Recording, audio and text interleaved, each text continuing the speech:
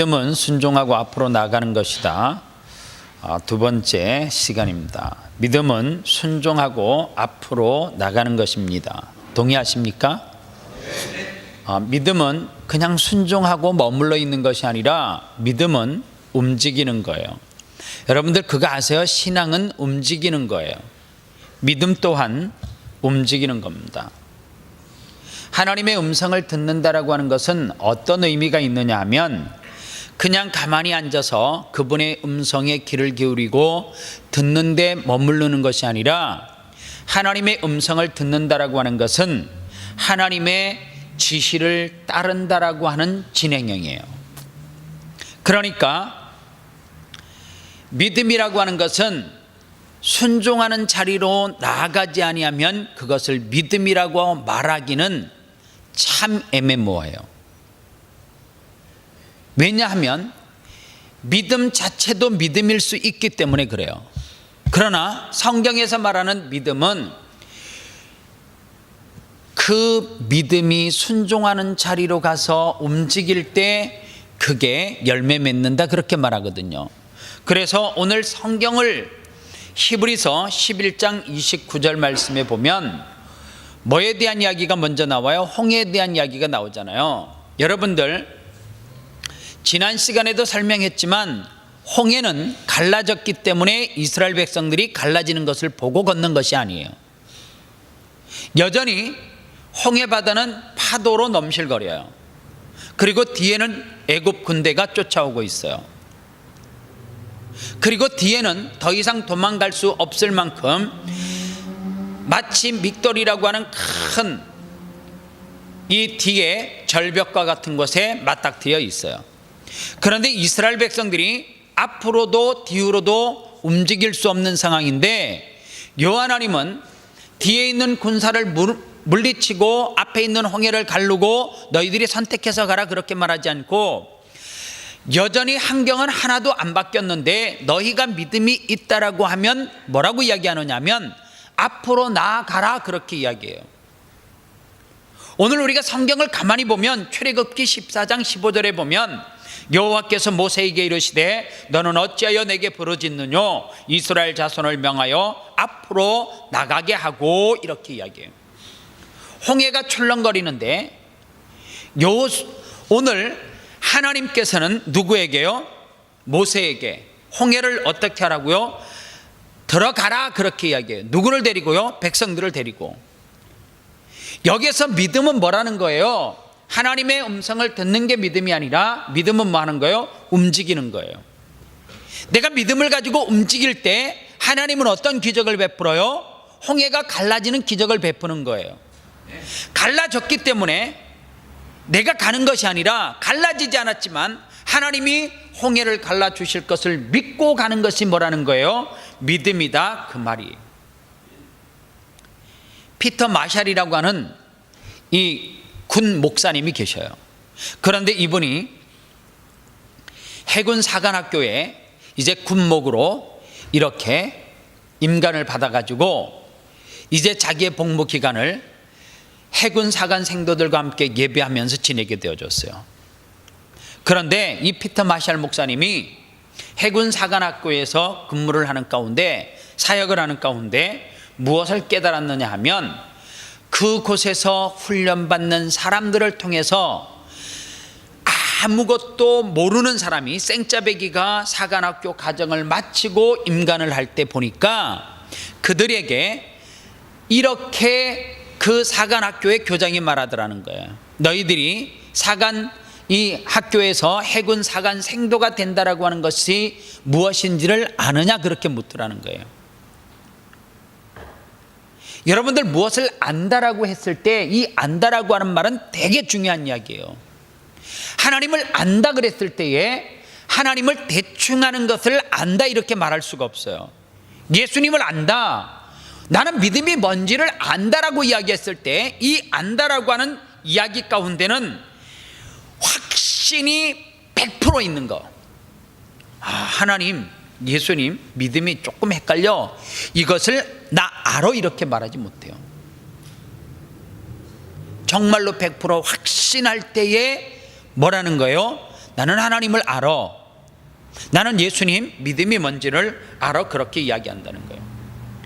여러분들, 모세가 하나님을 알지 못했다면, 100% 알지 못했다면, 제가 볼 때는 홍해를 앞에 두고 전진하는 그 순종하는 믿음은 제가 볼 때 쉽게 나올 수 없는 거예요. 100% 안다라고 하는 가정이 없습니다.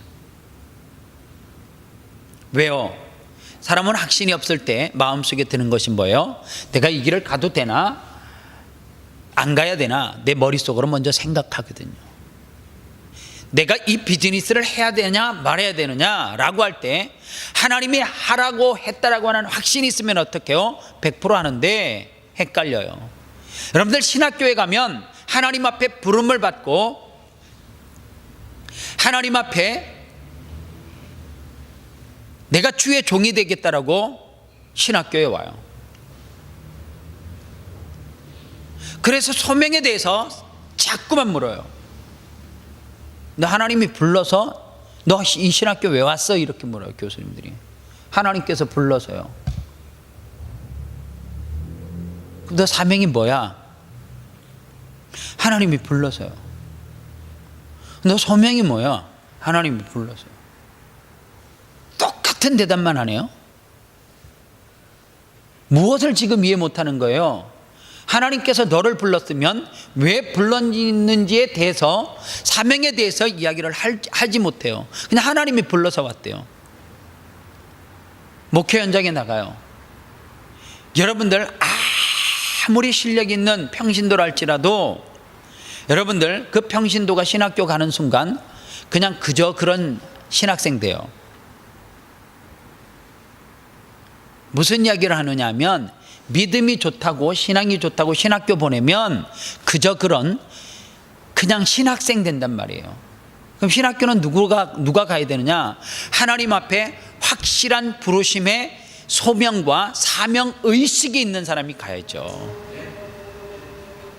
그게 뭐예요? 죽으면 죽으리라. 하나님께서 나를 굶기시면 내가 굶고, 하나님께서 나를 먹이시면 먹고 라고 하는 뭐가 있어야 돼요? 투철한 이 사명과 소명 의식이 있어야지 되는데, 이게 없으니까 어떻게 되는 거예요? 신학교를 믿음이 있다라고 생각해서 뜨겁다라고 해서 왔어요. 그런데 막상 신학교 가니까 있잖아요, 내가 무엇을 해야 되는지를 모르겠는 거예요. 하나님 앞에 선교사의 사명을 받았어요. 그러면 내가 구체적으로 어느 나라 가서 어떤 사역을 해야 되는지를 준비해야 되는데, 그냥 하나님 앞에 선교사로 부름을 받았다라고 자꾸만 이야기하는 거예요.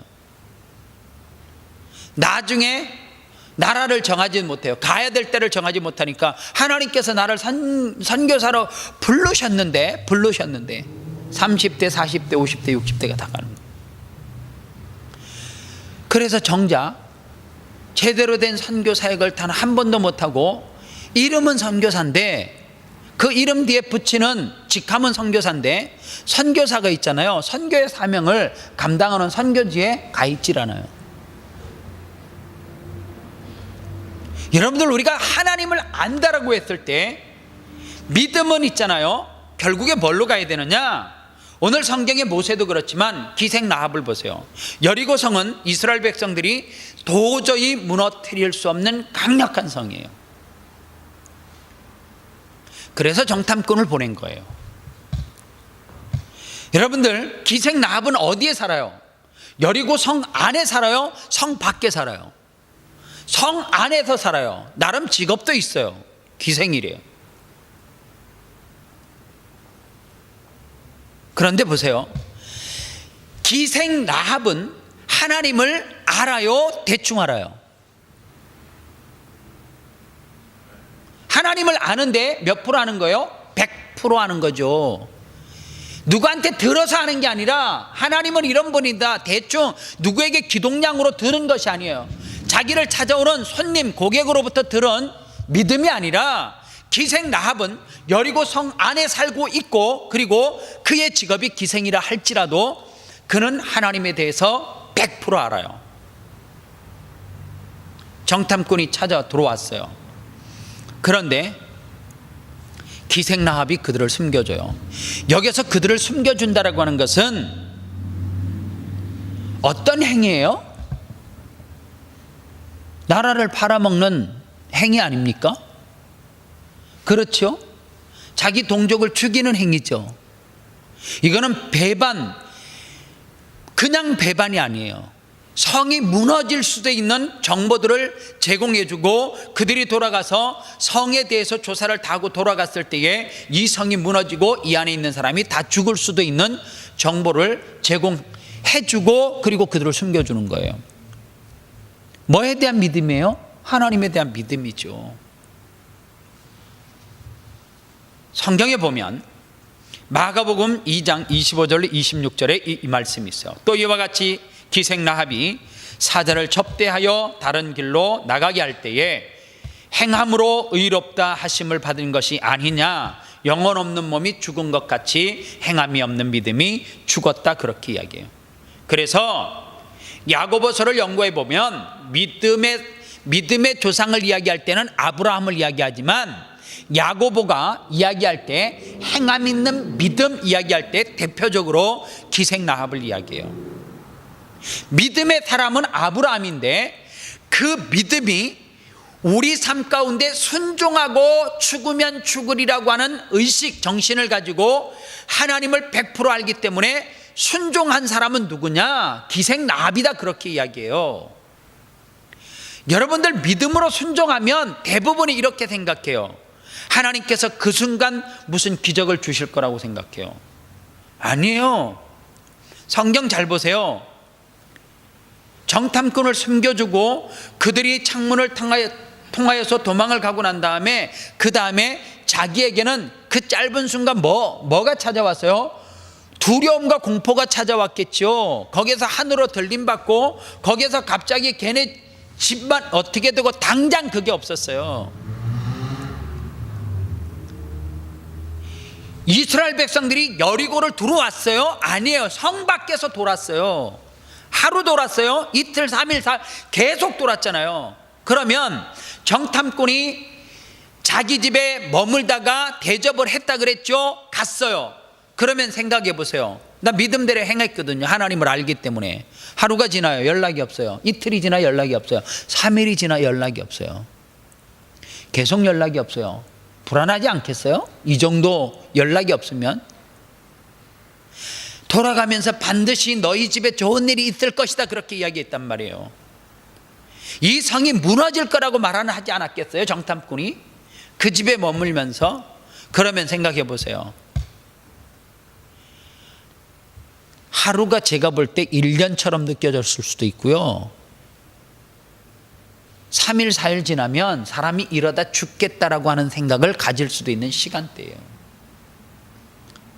그런데 우리가 성경을 알아서 그렇지, 성경을 모르는 상태에서 저와 여러분들이 기생라합이라고 한번 생각해 보세요. 우리에게 하나님을 안다라고 하는 그 하나님을 알에 대한 순종이 기생라합처럼 행함으로 순종함으로 갈 수 있냔 말이에요.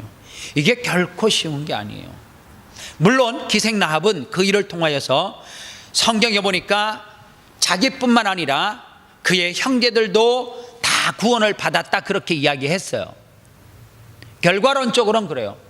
거기에서 그의 구원은 끝이 아니라 여러분들 성경을 보면 마태복음에서 이야기할 때에 뭐라 그래요? 마태복음에 족보를 이야기할 때 그 족보 가운데 5 여인이 나오는데 대표적인 한 여인이 누구예요? 5절 말씀에 살몬은 라합에게서 보아스를 낳고, 이렇게 이야기해요. 보아스는 누구예요? 순수한 유대 혈통을 통해서 예수 그리스도가 나오는 무엇으로 삼았어요? 조상으로 보아스가 누구를 통해서요? 라합을 통해서 낳았다 그랬잖아요. 그래서 예수님의 족보에 올라가잖아요. 이게 그냥 축복이 아니에요. 그런데 성경은 그의 직업이 뭐라 그래요? 기생이다, 그렇게 이야기해요. 여러분들 마태복음의 저자의 직업이 뭔 줄 아세요? 예수님을 만나기 전에 세리 마태예요. 세리가 뭔지 아시죠? 돈 걷는 사람. 성경에 세리 마태 말고도 또 나오잖아요. 불의하게 세금을 걷어가지고 삭개오 직업이 뭐예요? 세리 삭개오. 여러분들 세리는 착한 세리가 있을 거라고 생각하는데 마태나 삭개오나 똑같은 세리예요. 그리고 시몬은 누구예요? 시몬은 셀롯인 시몬. 셀롯이 뭐예요? 열심당원. 뭐 주님을 위해서 열심당원이었으면 좋겠지만 아니에요. 그런 의미는. 그런데 보세요. 그의 이름을 붙일 때에 기생 라합. 그 전에 직업이 뭐라는 거예요? 기생이었다는 거예요. 마태는 뭐라는 거예요? 제자 되기 전에 세리였다는 거예요. 그런데 보세요. 평생 기생이 기생으로 살다 죽으면 불행한 거죠. 그죠? 아니에요? 평생 세리가 세리로 살다 죽으면 불행한 거죠. 나라 세금만 걷으면 괜찮은데 불법으로 자기 뒤에 필요한 것들을 걷어가지고 자기가 집 사고 땅 사고 하는데 다 쓰고 자기 부자로 살면 그 평생 불쌍한 거잖아요.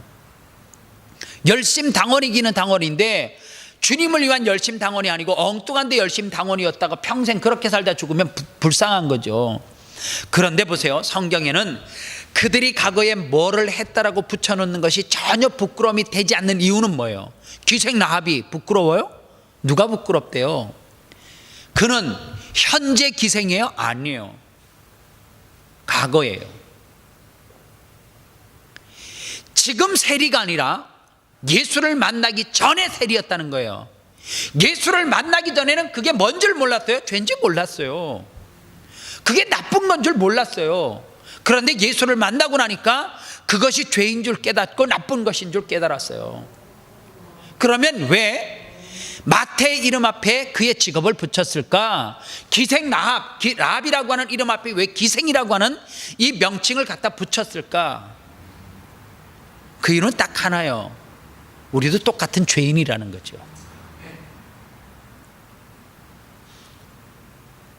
우리도 과거에 열심을 하기는 했는데 누구처럼요?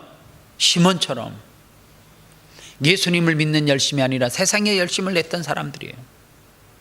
그런데 그가 예수를 만나고 난 다음에 무엇으로 바뀐다는 거예요?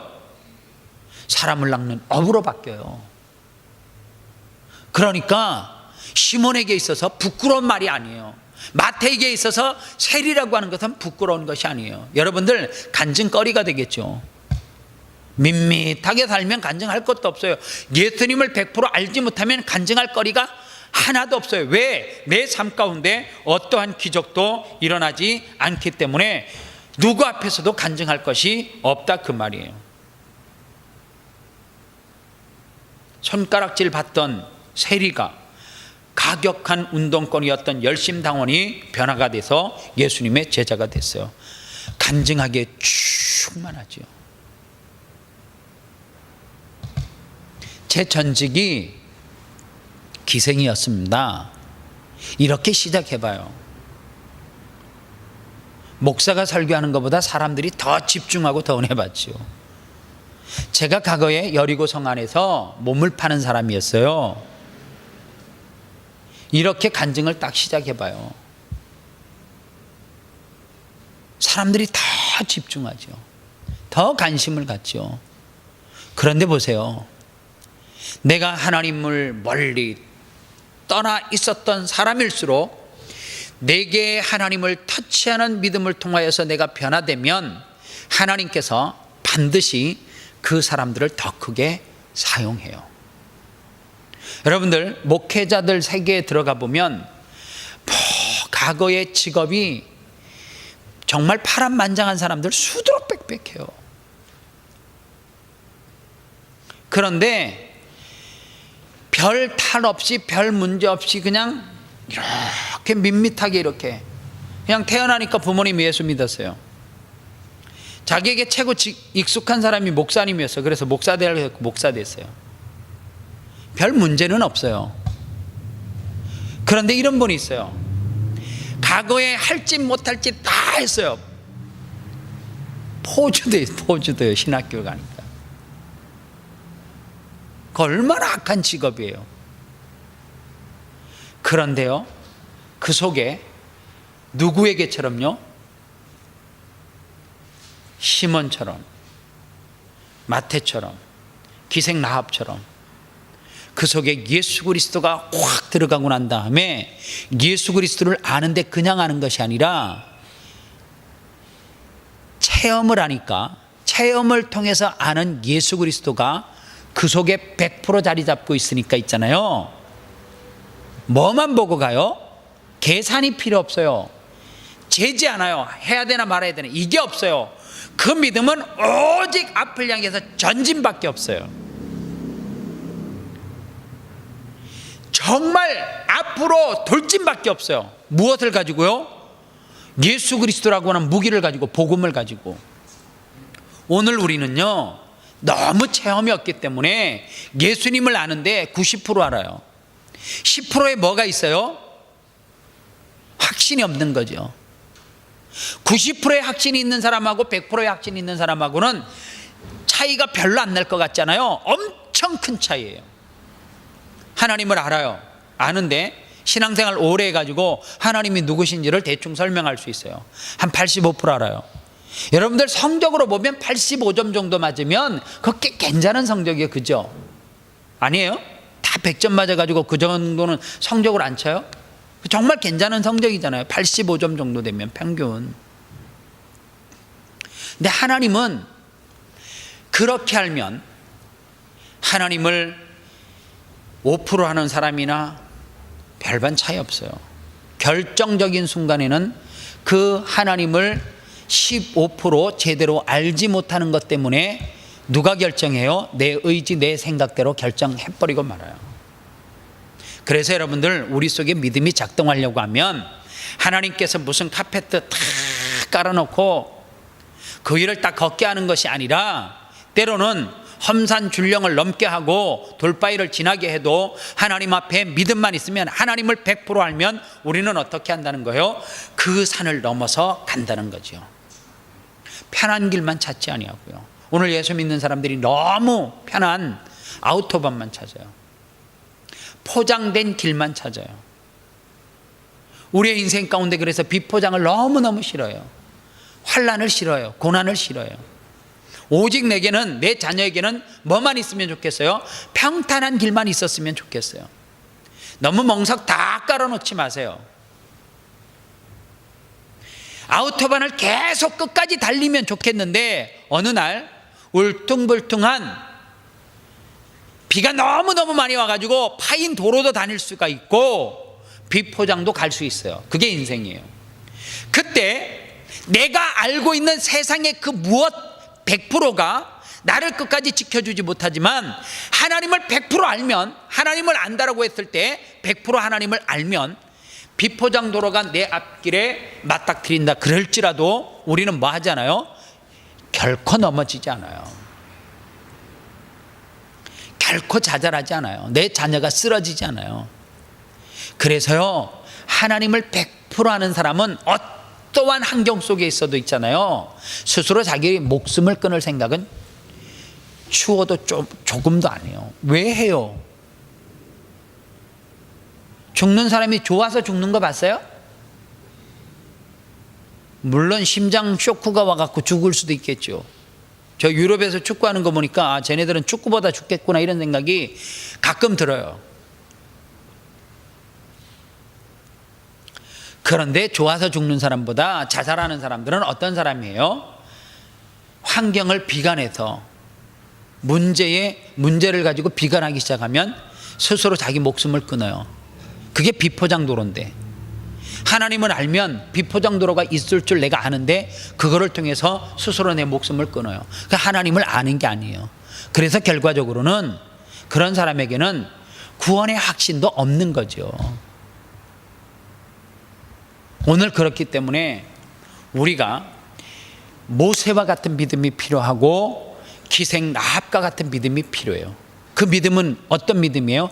그리 아니하실지라도, 비록 홍해에 내가 빠져 죽어도 하나님을 100% 알면 어떻게 해요? 하나님, 여기가 나를, 주님이 말하시는 내 삶의 끝이고 이것이 무덤이라 할지라도 나는 어디 가요? 천국 갈 확신이 있으니까 모세는 발을 내딛는 거고, 비록 여리고성이 무너지지 않아도 나는 하나님을 100% 알기 때문에 정탐꾼을 숨겨진 거에 대해서 추호도 나는 후회가 없고 더 하나님을 사랑하고, 그리고 설령 그들이 내게 도움을 주지 않았다 할지라도, 그래서 내가 발각이 돼서 죽는다 할지라도 나는 어디 가요? 천국 가죠. 그 확신이 기생에게 있었어요. 우리에게 필요한 확신, 믿음이 이 확신이요 이 믿음인 줄 믿으시기 바랍니다. 같이 기도하겠습니다.